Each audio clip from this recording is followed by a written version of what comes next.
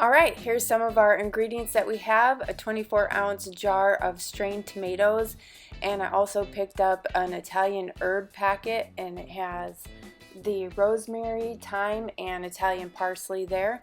And then we're gonna saute our onions and garlic. I like cooking with high heat. I'm a little impatient, and there's my browned onions, but this turned out so delicious.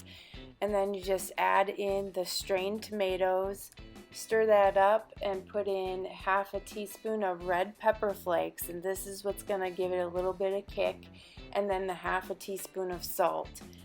And then scramble up an egg and add that to a little bit of Parmesan cheese there. And then we're going to add in the ricotta.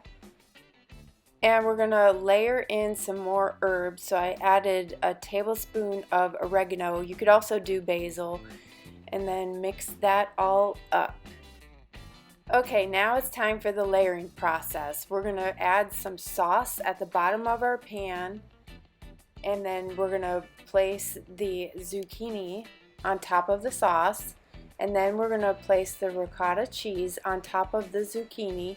It's a little tricky getting it to stick and not move the zucchini around.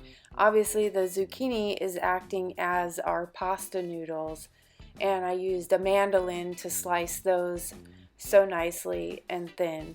And then we repeat again by putting the sauce on top of the ricotta cheese.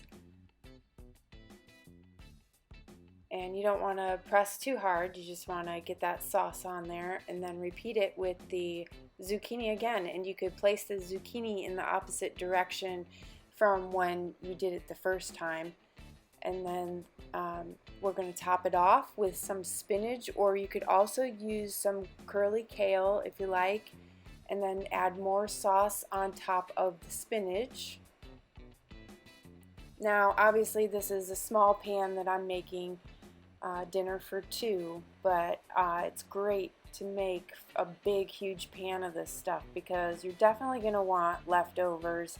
You could totally make a huge pan of this if you have company coming over, or if you want the leftovers. I made this right before Thanksgiving. It was light, it was satisfying.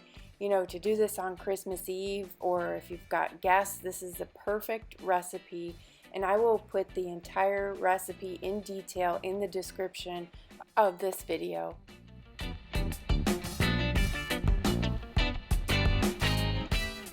We're going to pop it in the oven for about 30 to 40 minutes, probably more like 40.